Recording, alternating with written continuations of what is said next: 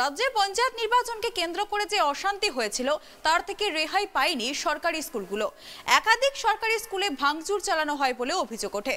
রাজ্যের কত স্কুল ক্ষতিগ্রস্ত হয়েছে এবং ক্ষয়ক্ষতির পরিমাণ কত তার নির্দিষ্ট রিপোর্ট ও তালিকা কমিশনের থেকে সোমবার চাইল কলকাতা হাইকোর্টের প্রধান বিচারপতির ডিভিশন বেঞ্চ।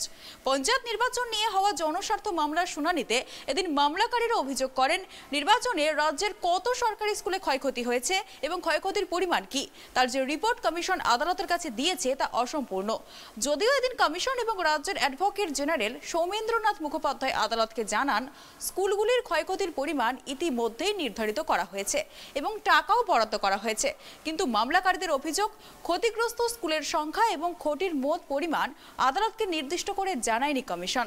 তার পরিপ্রেক্ষিতে প্রধান বিচারপতির ডিভিশন বেঞ্চ 10 দিনের মধ্যে মোট কত স্কুল ক্ষতিগ্রস্ত এবং ক্ষয়ক্ষতির পরিমাণ কি তার সম্পূর্ণ রিপোর্ট জমা দেওয়ার নির্দেশ দিয়েছে।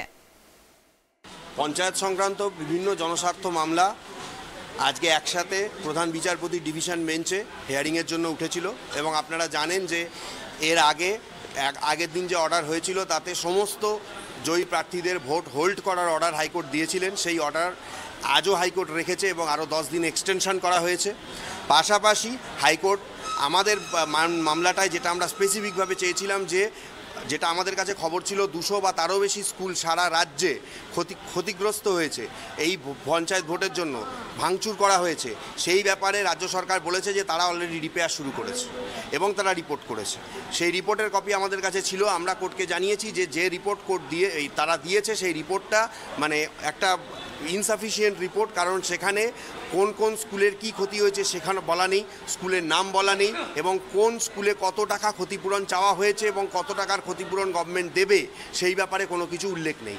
এই ব্যাপারে প্রধান বিচারপতি ডিভিশন বেঞ্চ বলেছে যে একদম স্পেসিফিক রিপোর্ট ফাইল করতে, কারণ হাইকোর্ট একটা কথা বারবার বলেছে যে ভোট যাই হচ্ছে হোক, এডুকেশন সিস্টেমকে কোনোভাবে বন্ধ করা যাবে না। এডুকেশন সিস্টেম ভোটের জন্য যেন কোনোভাবে হ্যাকেলড না হয়, পরিষ্কার এটা কিন্তু প্রধান বিচারপতি ডিভিশন বেঞ্চ জানিয়ে দিয়েছে। পাশাপাশি অন্যান্য যে সমস্ত বিষয়গুলো ছিল সেই সমস্ত বিষয়গুলো নিয়েও হাইকোর্ট যথেষ্ট উদ্বেগ প্রকাশ করেছে, কারণ আমরা সাপ্লিমেন্টারি এফিডেভিট নতুন করে যেটা ফাইল করেছিলাম সেখানে আমি বলেছি যে ফরওয়ার্ড ব্লকের একজন মহিলা ক্যান্ডিডেট, তিনি হচ্ছেন অ্যাডভোকেট হাওড়া কোর্টের, তাকে হ্যাকেল করা হয়েছে, তার জামা ছিঁড়ে দেওয়া হয়েছে, তাকে বুথে ঢুকতে দেওয়া হয়নি এবং কাউন্টিংয়ের দিন তাকে ছেলে পুলিশ দিয়ে মেরে বার করে দেওয়া হয়েছে। তিনি অভিযোগ করেছেন, তার অভিযোগের কোনো বিচার হয়নি।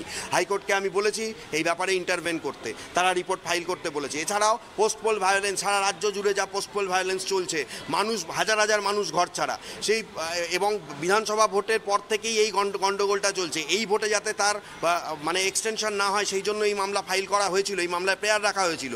হাইকোর্ট বলেছে যে উপযুক্ত নিরাপত্তা যেন তারা পায়, সমস্ত মানুষ যেন তাদের বাড়িতে ফিরতে পারে।